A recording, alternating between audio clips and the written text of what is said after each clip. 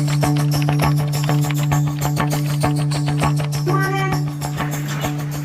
gotta finish getting changed, okay? Huh? I gotta finish getting changed, okay? Well, I'll watch it. Just wait at the bar for a second. I gotta get on my way. Kevin Westerbeck walks in, and he's very short. And so I lean over to the bar to talk to him, and I said, "Why don't you have a seat?" And he doesn't want to do it, but I said, "No, please." And so he jumps up on the bar stool. Hey, how are you? Well, how you Do doing? me a favor and have a seat right over there on that stool, please. Yeah. He's like I just sat next to him at a sports bar or something. We were talking about, a hockey game. And I said, What are you up to tonight? Well, what? She asked me to come over and Please, have a seat. Relax. come on. Who asked you to come over exactly? Who asked you to come over? Destiny? Destiny. And how did you meet Destiny? How did you meet Destiny? On the computer, she said hi and stuff. She said hi and stuff. And who? Do me a favor and just keep your hands out of your No, fine. before Westerbeck walked into the house, we knew that he was to be in court 4 days later, to go before a judge and to be sentenced for doing the very same thing he was doing on this night. Now, Kevin, you've had some contact with the law before. That's correct. Tell me about that. This child, there was a child,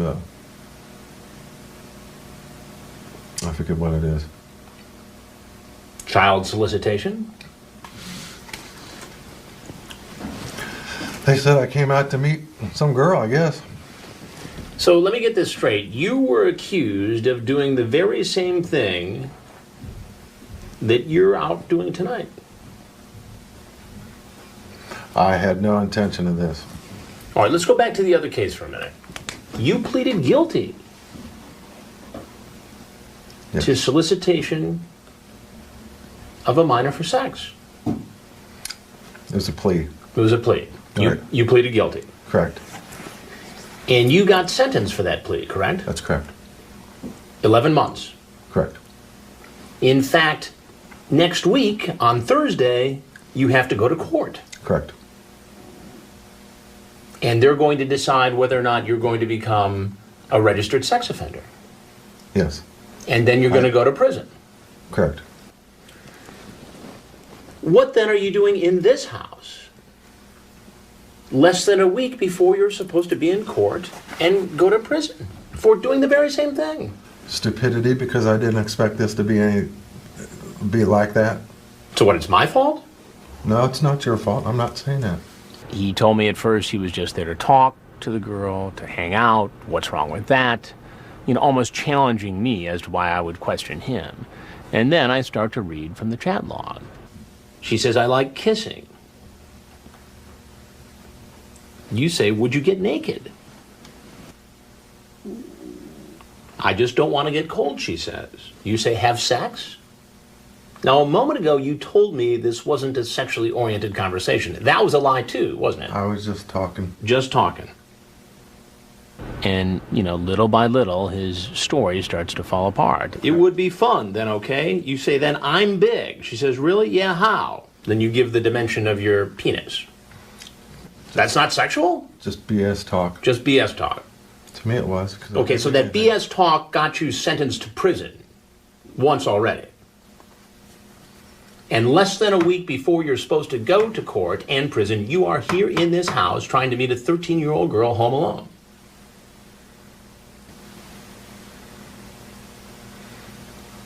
I'm stupid. I'm weak. It's just this.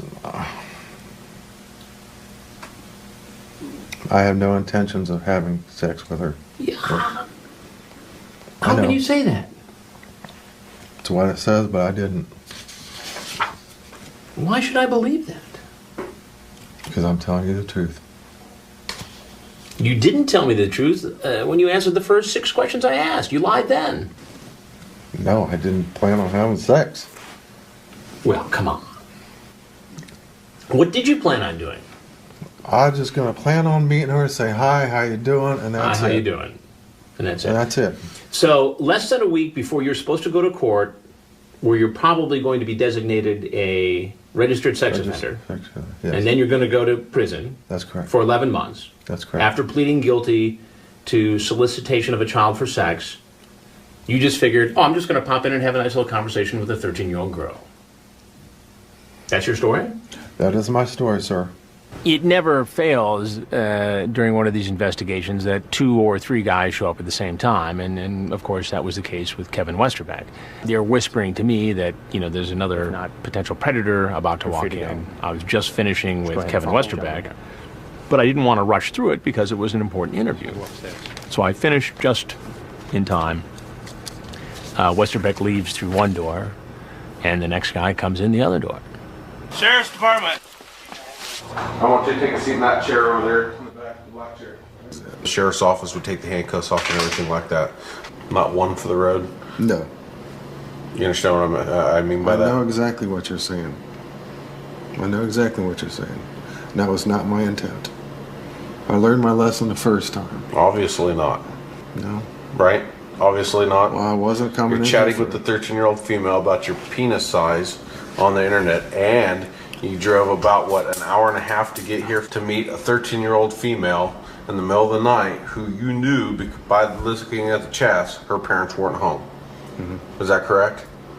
That is correct. Okay. When the judge in the first case hears that he's been arrested again, you know, for doing the same thing, he's, you know, classified as a sex offender.